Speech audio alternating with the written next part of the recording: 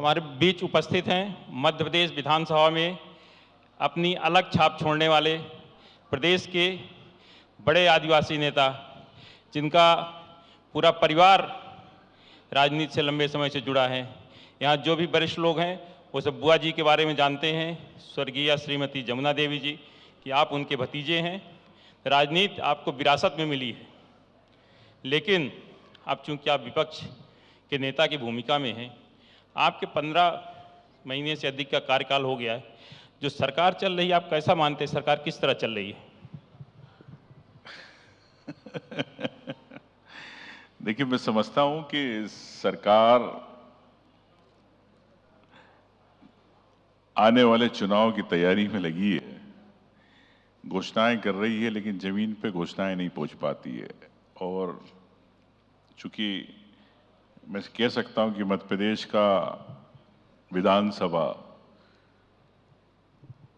एक सौहार्दपूर्ण, इस पर चर्चा होती है, दो पक्ष, सत्ता पक्ष दोनों का, कई मंथन होते हैं, लेकिन मैं समझता हूं कि आम जनता के लिए हमें मंथन करना चाहिए। हम लोग मुद्दे उठाते हैं आम जनता के, लेकिन कहीं सरकार सुनती है, कहीं नहीं सुनती। लेकिन क्यों ऐसा कि विपक्ष उठाए तो जब भी आपको संज्ञान लेना है। उदाहरण के लिए, बच्चों की जब स्कूटी की बात थी, जब मैंने मेरी विधानसभा में हमारे महेश्वर, हमारे सचिन यादव जी बैठे, इनके हमने स्कूटी दी, फिर सरकार जागी, पूरे प्रदेश में स्कूटी बांटी। तो मैं समझता हूं कि जो सरकार ने योजनाएं बनाई हैं जनहित में, उसको खुद को मॉनिटरिंग और फॉलोअप लेना चाहिए। उसी के अनुसार हम सबको मिलकर काम करना चाहिए। विपक्ष की भूमिका चौकीदार की होती है, तो ये काम है आपको चौकी, अगर कहीं गलती हो रही तो उसको आप ठीक करवाने की जिम्मेदारी आप उठाइए उसको। तो सरकार अगर अपना खुद संज्ञान नहीं ले रही तो विपक्ष की जिम्मेदारी होती, चौकीदारी की भूमिका निभाएं चौकीदार की। देखिए, ऐसा है, जागते रहो तो हम रोज बोलते हैं, अब सरकार नहीं जागती अलग बात है।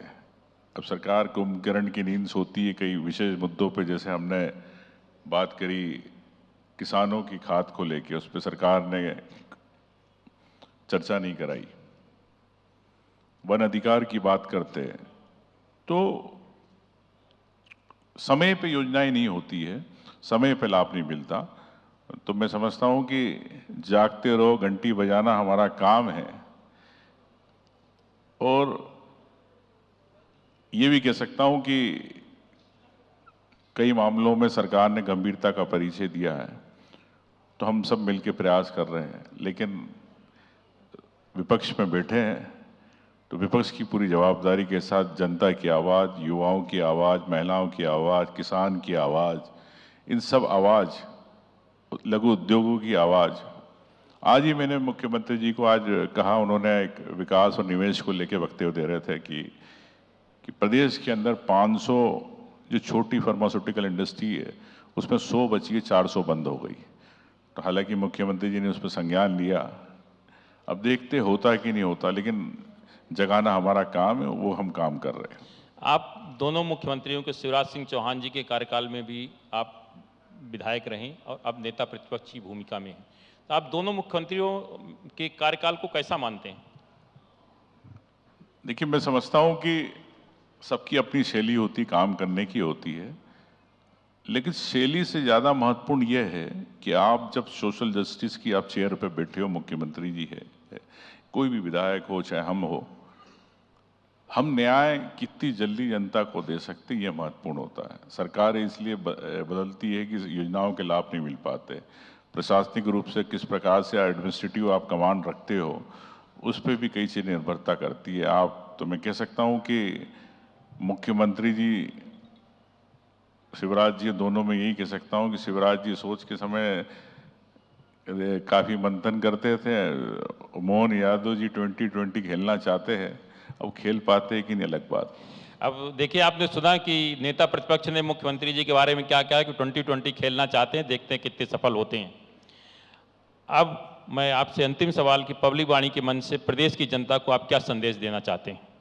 देखिए, जिस प्रकार आपने, आपके पेपर का नाम है, चैनल का नाम है पब्लिक वाणी, तो विपक्ष भी एक विपक्ष के रूप में पब्लिक वाणी की तरह रहता है। तो मैं यही कहता हूं कि आप और हम सब एक नाव पे सवार हैं। आप लोकतंत्र के चौथे स्तंभ के रूप में हैं, हम लोग भी एक अपने है जवाबदारियां हैं। तो निश्चित तौर से हर व्यक्ति की बात को उठाना, उसके दर्द को समझना, उसके एहसास को समझना। जरूरी नहीं हो कि आप गरीब हो, लेकिन उस गरीब को कैसे रहता है, कैसे संघर्ष करता, किसान कैसे संघर्ष करता, बगैर खाद के वो अपनी पूरी रोजी रोटी, परिवार, भविष्य उसका खेत पे रहता, उसका एहसास होना चाहिए। उस एहसास के हिसाब से सरकार को भी न्याय करना चाहिए। हम तो जगाते रहेंगे। ये थे प्रदेश के नेता प्रतिपक्ष उमंग सिंगार जी, जिन्होंने अपनी बात बेबाकी से रखी। धन्यवाद। पब्लिक वाणी की ओर से आपका बहुत बहुत धन्यवाद।